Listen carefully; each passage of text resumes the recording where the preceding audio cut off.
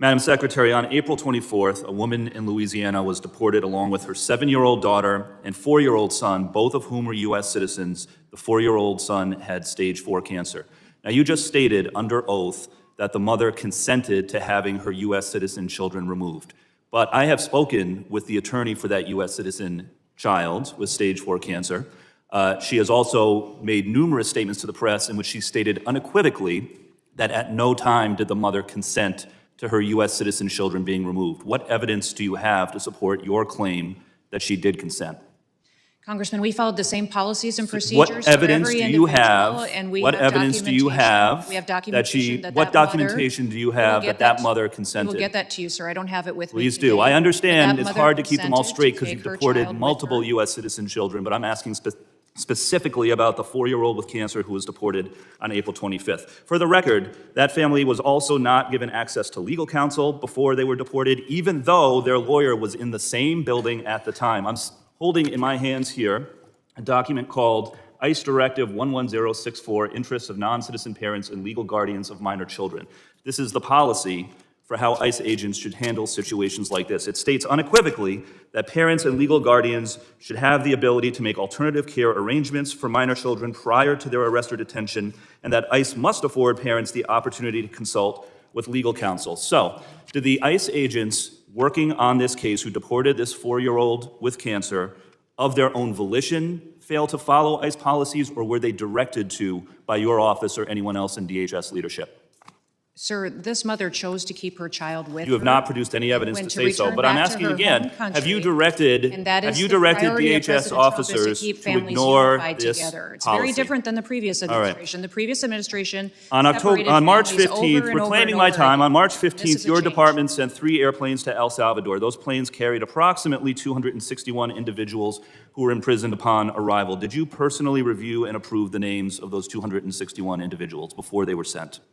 Sir, we have deported and sent home did you review the names of those individuals? And we have individuals that have why won't you answer the question? Within the Department of Are you aware of whether those 261 individuals were given the opportunity to speak with a lawyer or appear before a judge before they were put on those planes? Yes or no? Sir, every single individual followed the exact same process. They were not all given the opportunity to appear before a judge or speak with a lawyer. On April 7th, the Supreme Court ruled that detainees must have an opportunity to have a hearing before they are deported. Are you familiar with the April 7th Supreme Court ruling? I am. Can you assure us that in the future you will abide by that Supreme Court ruling to provide detainees with a hearing before they are deported? We're following all judges' orders. Yes, sir. I have a photograph here of André Hernandez Romero, a gay makeup artist from Venezuela. He fled Venezuela fearing gang violence because of his opposition to the Maduro dictatorship and his sexual orientation. He presented himself at a port of entry and requested asylum. His claim was found to be credible, and he was placed in detention to await a full hearing. But he never received a full hearing because you put him on one of those planes to El Salvador, where he still is today. Listen to me. He had no criminal record in the United States or in any other country. He did not even enter the country illegally. He presented at a port of entry. He tried to do it the legal way. And to this date, the only evidence your department has presented to justify his imprisonment is that he had 2 tattoos, one that said mom and one that said dad. Do you have any other evidence to present for why this individual should be locked up in El Salvador? Sir, every case is used the same protocols and the same processes and inputs. Do you have any evidence other than the tattoos that say mom or dad for why this individual should be locked up? So it's not just on tattoos. It's who they're affiliated with, their communication. You have not presented any other evidence, nor has your department. Reclaiming my time, during your confirmation hearing, you said your focus would be on deporting immigrants who have been convicted of crimes and those who have received removal orders. But that is not what you have been doing. Instead, you have been deporting children with cancer, children who are U.S. citizens, a gay makeup artist who committed no crime and didn't even enter the country illegally. You have been sloppy. Your department has been sloppy. And instead of focusing on real criminals, you have allowed innocent children to be deported while you fly around the country playing dress up for the cameras. Instead of enforcing the laws, you have repeatedly broken them. You need to change course immediately before more innocent people are hurt on your watch. Congressman Seth Magaziner holding Kristi Noem's Department of Homeland Security to account on one of the most disturbing stories you'll hear this year. A 4-year-old U.S. citizen child battling stage 4 cancer was deported alongside his mother and sister. Let's pause here for a moment. This isn't a story about border policy in the abstract. This is a story about a sick child, an American citizen, ripped away from the care and legal protections he was entitled to under our Constitution. Now, Magaziner zeroed in on something that matters deeply: evidence. Kristi Noem claimed the mother consented to her children being deported. But when pressed, she had nothing. No documentation, no proof, not even a paper trail. Instead, she fell back on bureaucratic talking points. Meanwhile, the attorney for the family has been clear: that mother never consented. That matters because if DHS is making claims without evidence, it's not just sloppy, it's dangerous. It's government power used without accountability. Magaziner also highlighted a key policy: ICE Directive 11,064.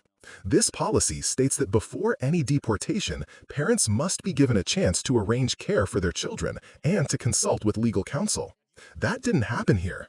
In fact, the lawyer representing this family was in the same building and was still denied access. This is not just a violation of policy, it's a violation of basic human decency. And it's not an isolated incident. Magaziner brought receipts. 3 planes sent to El Salvador carrying over 260 people, many of whom were imprisoned on arrival. He pointed to the case of Andre Hernandez Romero, a gay asylum seeker from Venezuela who fled persecution, did everything legally by presenting at a port of entry, and was still deported without a hearing. His only crime, according to DHS? Tattoos reading "Mom and Dad." That's the level of evidence being used to decide someone's fate. Here's what's at stake. Our immigration system is supposed to prioritize dangerous criminals, not children fighting cancer or people fleeing persecution. When DHS gets this wrong, lives are destroyed. And when officials can't even provide evidence for their claims under oath, it erodes trust in the very institutions meant to uphold justice. Magaziner's line of questioning wasn't just about holding Kristi Noem's DHS accountable. It was about exposing the human cost of sloppy, politically motivated deportation practices. It was about showing that behind every case number is a child, a parent, a neighbor, real people whose futures are being decided by policies that are being bent or ignored. And here's the truth: this is not who we are supposed to be as Americans. We're a nation built on laws, yes, but also on compassion, fairness, and justice. A child with cancer deserves care, not deportation. A refugee seeking asylum deserves a hearing, not imprisonment. Families deserve dignity, not bureaucracy and excuses. The question now is, what kind of country do we want to be?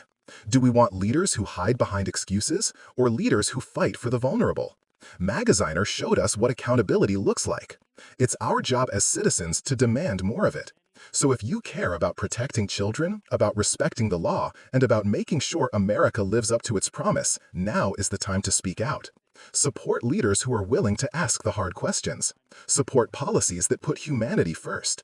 And hold accountable those who think they can play politics with people's lives. Because at the end of the day, this isn't about left versus right. This is about right versus wrong.